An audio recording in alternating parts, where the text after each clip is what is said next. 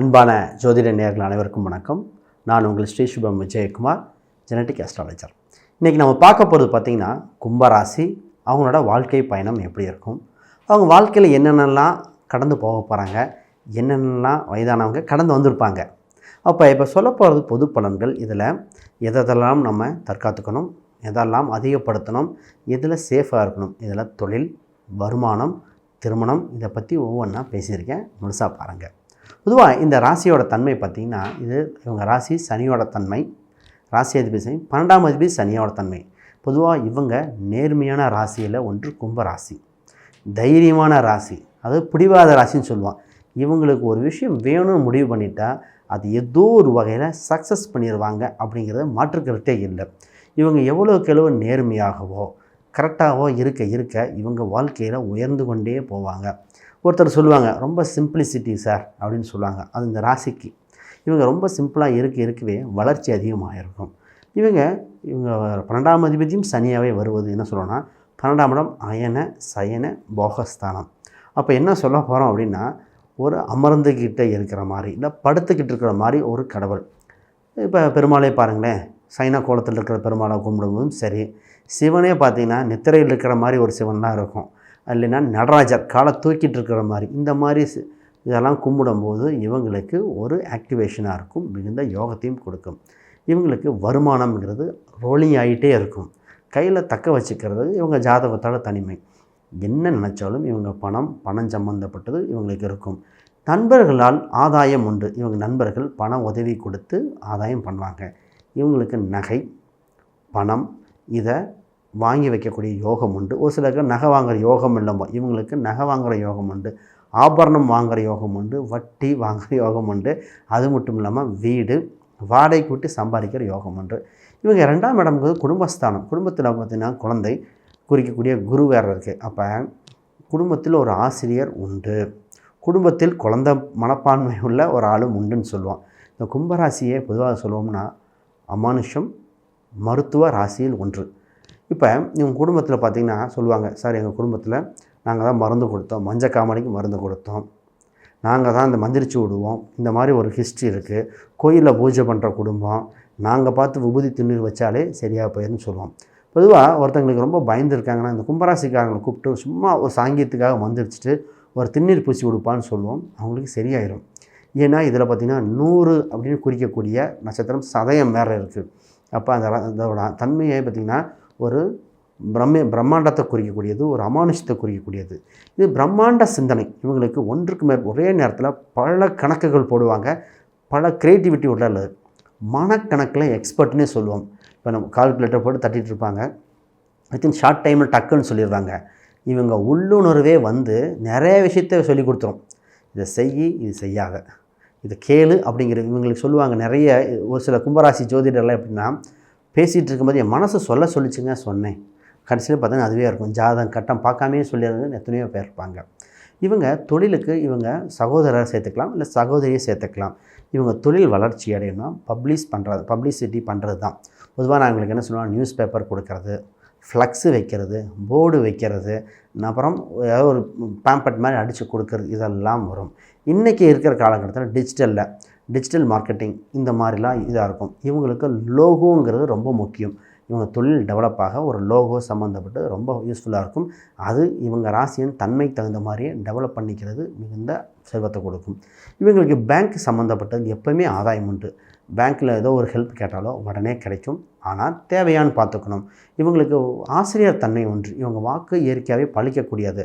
அப்போ இவங்க பயன்படுத்த ஒவ்வொரு வாக்கும் பொறுமையாக நிதானமாக சரியாக பயன்படுத்தணும். அவசரப்பட்டு ஒருத்தர் குறை சொல்லிட்டாலோ அது பழிச்சிரும்போம்.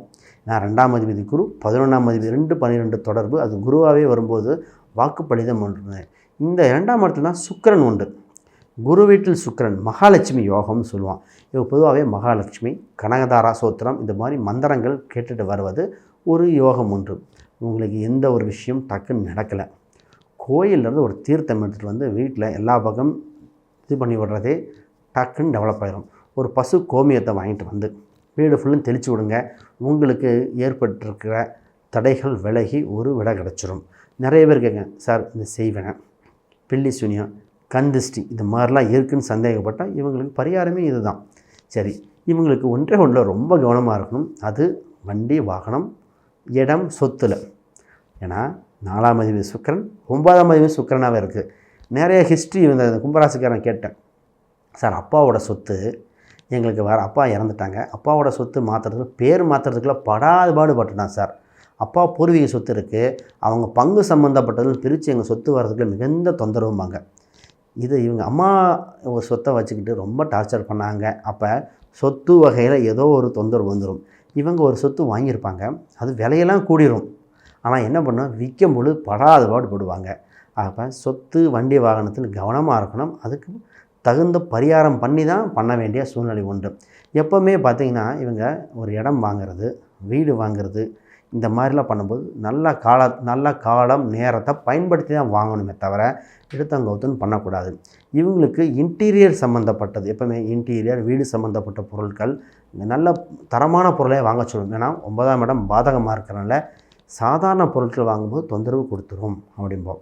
இவங்க ஜாதகத்துக்கு ஒரு அம்சம் இருக்குங்க. பொதுவாக கும்பராசிக்காரங்க நிறைய பேர் தத்து போனவர்கள்னு சொல்லுவோம்.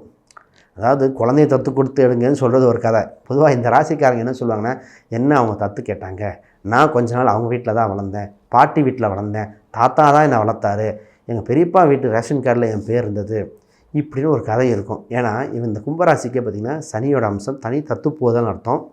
இவங்க 5ஆம் அதிபதி 8ஆம் அதிபதி தொடர்பு வேறு. அப்போ இவங்களுக்கு என்ன சொல்ல போகிறேன்னா, தத்து சம்மந்தப்பட்ட ஏதோ ஒரு வகையில் வந்துடும்.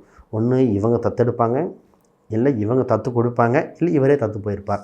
குலதெய்வம் சம்மந்தப்பட்டதுக்கு மட்டும் எந்த குறை வைக்கக்கூடாதுங்க இந்த கும்பராசிக்காரங்க. ஏன்னா ரொம்ப முக்கியம், குலதெய்வ குற்றம் ஏற்படுகிற ஈஸியாக அம்சம் வந்துடும். அது பெருமாள் வழிபாடு பண்ணுறவங்களுக்கு ரொம்ப கவனமாக இருக்கும். இவங்களுக்கு பிறக்கிற குழந்தைக்கு இந்த காது குத்தும் போதோ மொட்டை அடிக்கும் போதோ எதுவும் மொய் வாங்க வேண்டாம், அது இவங்களுக்கு தேவையற்றதுன்னு சொல்லுவோம். ஆரம்ப காலகட்டத்தில் சின்ன சின்ன உடல் உபாதைகள் வந்து தான் போகும்.